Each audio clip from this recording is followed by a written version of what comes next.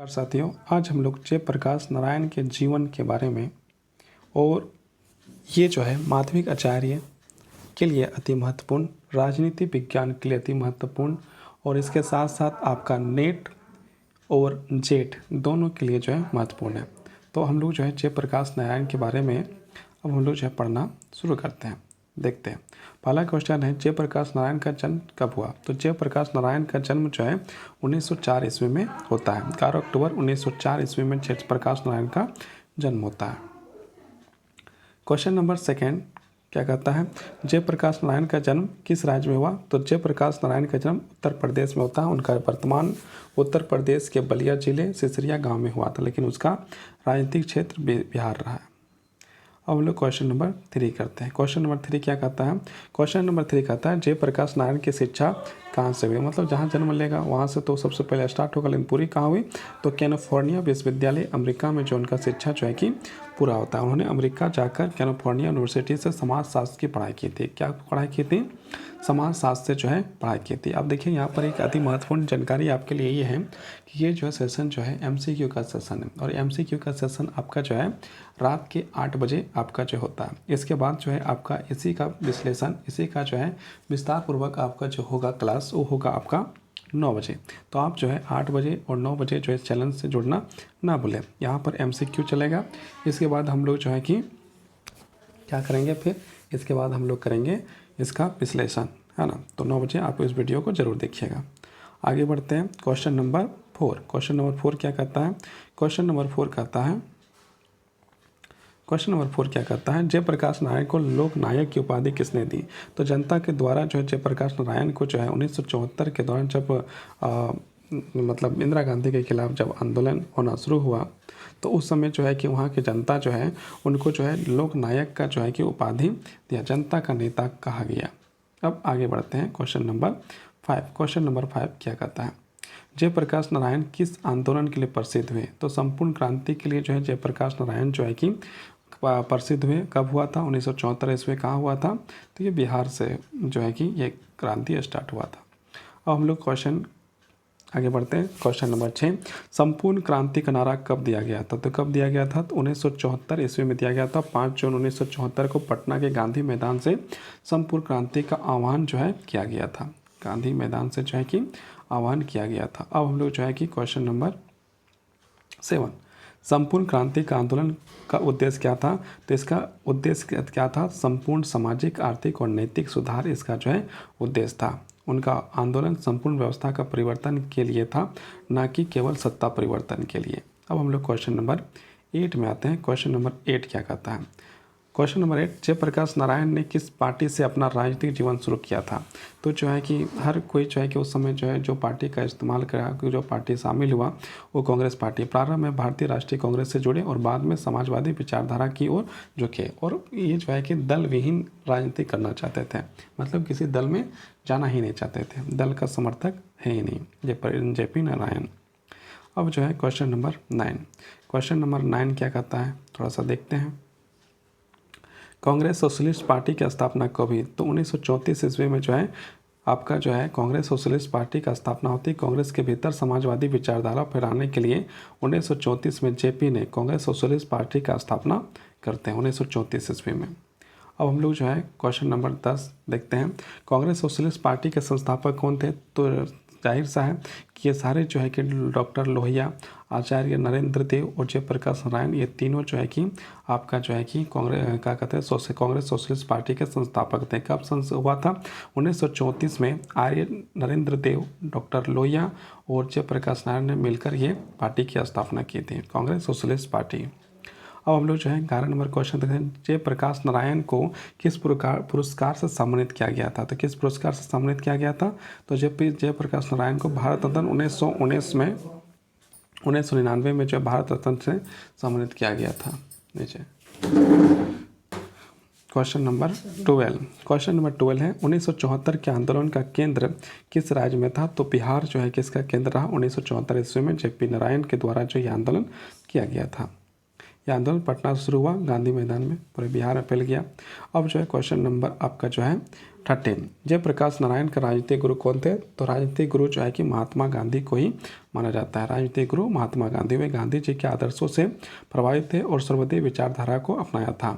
अब हम लोग जो है क्वेश्चन नंबर 14, क्वेश्चन नंबर 14 कहता है जेपी किस वर्ष जेल गए थे? तो बस 1942 ईस्वी जब भारत छोड़ो आंदोलन था, क्विट इंडिया मूवमेंट, उस समय जो है कि जेपी को भी जो है गिरफ्तार किया गया था। अब हम लोग जो है क्वेश्चन नंबर 15, क्वेश्चन नंबर 15 क्या कहता है भारत छोड़ो आंदोलन ने जेपी का क्या योगदान था? तो भूमिगत रहकर आंदोलन को चलाया था, मतलब सबसे ज़्यादा इंपॉर्टेंट था कि आंदोलन को कैसे भी चलाना है।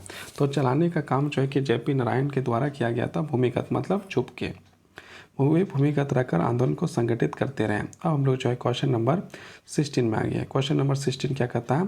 क्वेश्चन नंबर 16 कहता है संपूर्ण क्रांति का दूसरा नाम क्या था? तो संपूर्ण क्रांति का जो संपूर्ण नाम व्यवस्था परिवर्तन के नाम से जाना जाता है। यह आंदोलन सत्ता नहीं बल्कि व्यवस्था को बदलने वाला था, है ना। ये मतलब कि चाहता था कि जो व्यवस्था जो है उसको बदलें, बढ़िया से जो है शासन हो, अच्छे से जो विकास हो, इसकी जो है कि यहाँ पर बात थी। अब जो है क्वेश्चन नंबर 17, क्वेश्चन नंबर 17 क्या कहता है जेपी आंदोलन के परिणाम स्वरूप कौन सा पार्टी बनी? तो कौन सा पार्टी बने? 1977 में जेपी आंदोलन से जनता पार्टी का जो है सरकार बन जाती है, तो कौन सा पार्टी बनी? जनता पार्टी। 1977 में जेपी आंदोलन से प्रेरित होकर विपक्षी दलों ने एकीकरण में जनता पार्टी का बनी। अब हम लोग जो है क्वेश्चन नंबर 18, इंदिरा गांधी ने आपातकाल कब लगाया? 1975 ईस्वी में जो है आपातकाल लगाया था। अब जो है आगे चलते हैं, है ना। आगे क्या है? आपातकाल का विरोध करने वाले प्रमुख नेता कौन थे? तो जयप्रकाश नारायण जो है कि आपातकाल का विरोध करने वाले प्रमुख नेता में से एक थे। उन्होंने आपातकाल का खोलकर विरोध किया और लोकतंत्र की रक्षा के लिए संघर्ष किया। क्वेश्चन नंबर 20, क्वेश्चन नंबर 20 क्या कहता है जयप्रकाश नारायण का निधन कब हुआ? तो 1989 ईस्वी में 8 अक्टूबर 1979 ईस्वी में उनका जो है कि पटना में देहांत होता है, निधन होता है। क्वेश्चन नंबर 21, क्वेश्चन नंबर 21 क्या कहता है जयप्रकाश नारायण के राजनीतिक विचारों के प्रमुख प्रेरणा क्या थी?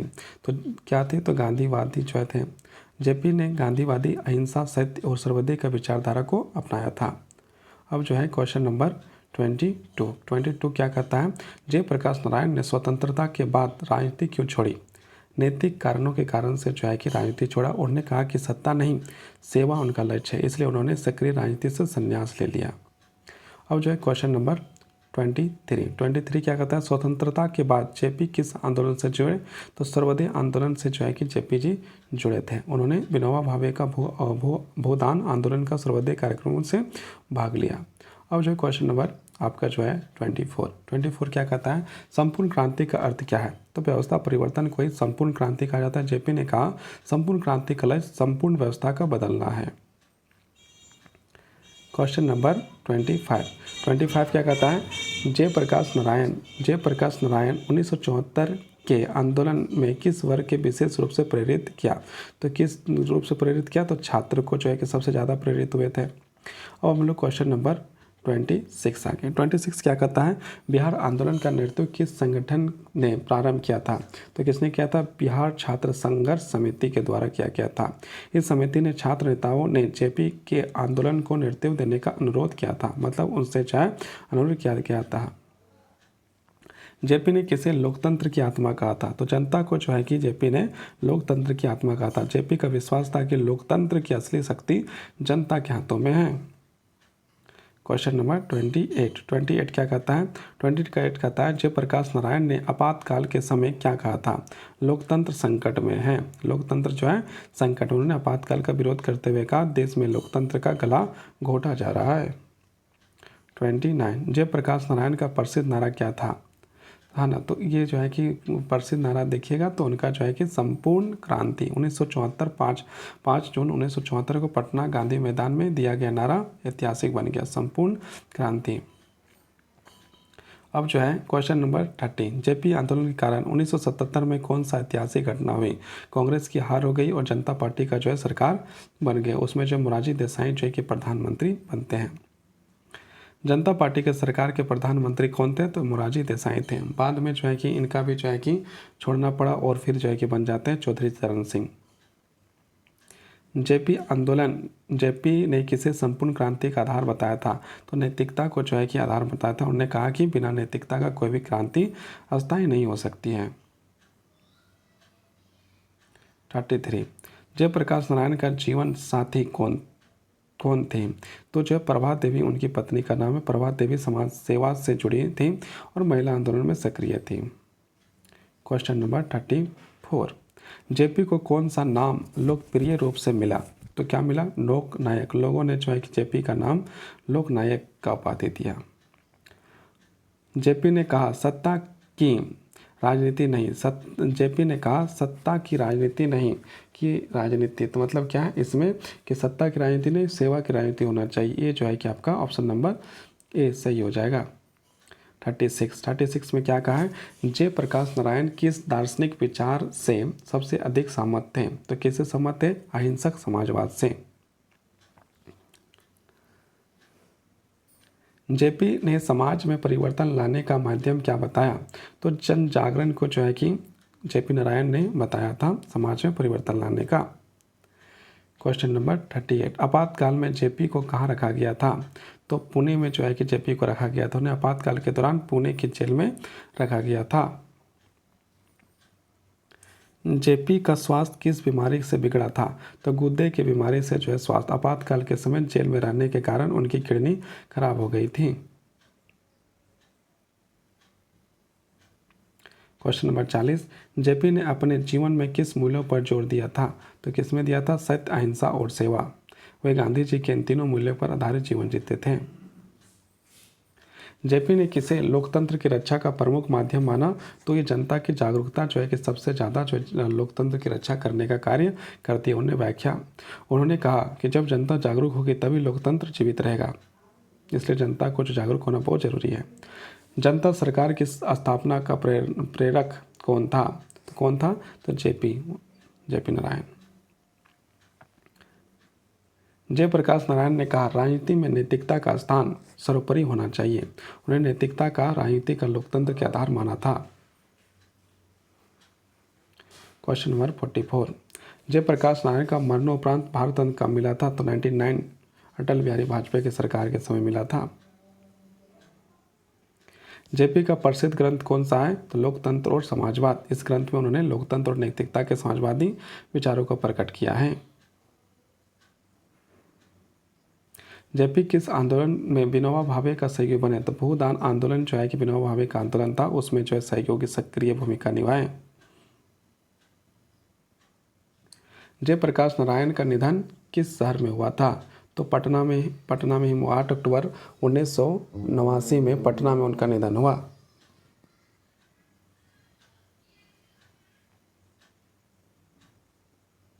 जेपी किस देश की शिक्षा लेकर लौटे थे? तो किस देश में? अमेरिका में कैलिफोर्निया विश्वविद्यालय में समाज शास्त्र में जो है कि पढ़े थे। अब जो है क्वेश्चन नंबर 49 जेपी ने संपूर्ण क्रांति के कितने क्षेत्रों में परिवर्तन की बात कही थी? तो 7 क्षेत्रों में। उन्होंने अर्थ, समाज, शिक्षा, संस्कृति, नैतिकता और प्रशासन, इन 7 क्षेत्रों में कही थी। जेपी का पूरा नाम क्या था? जयप्रकाश नारायण। उनका नाम केवल जयप्रकाश नारायण था। वे जाति उपनाम का प्रयोग नहीं करते थे। जेपी का राजनीतिक आदर्श क्या था? तो सर्वोदय समाज। जनता पार्टी का चुनाव चिन्ह क्या था? तो दीपक जो है था, दीपक। 1977 में चुनाव का जनता पार्टी का चुनाव चिन्ह दीपक था। जेपी ने किसे लोकतंत्र का प्रहरी कहा था? तो जनता ही जो है लोकतंत्र की प्रहरी होती है। उनका विश्वास था कि जनता ही लोकतंत्र का असली संरक्षक है। जेपी के जीवन की सबसे बड़ी उपलब्धि क्या थी? लोकतंत्र की रक्षा करना। 1975-77 के दौरान उन्हें आपातकाल में लोकतंत्र के बचाने के लिए संघर्ष किया। जेपी ने किस वर्ष राजनीति में संन्यास ले लिया? 1954 ईस्वी में जो है जेपी द्वारा राजनीति से संन्यास ले लिया जाता है। 1954 में उन्होंने सक्रिय राजनीति से संन्यास लेकर सर्वोदय आंदोलन में भाग लिया। जेपी ने कहा राजनीति पवित्र हो सकती है यदि उसमें नैतिकता हो। राजनीति जो है पवित्र तभी माना जाएगा जब उसमें नैतिकता हो। उन्होंने राजनीति की नैतिकता को सेवा से जोड़ने की बात कही। जेपी का उद्देश्य क्या था? व्यवस्था परिवर्तन जो है जेपी का उद्देश्य था। संपूर्ण क्रांति का लक्ष्य व्यवस्था परिवर्तन था, सत्ता परिवर्तन नहीं।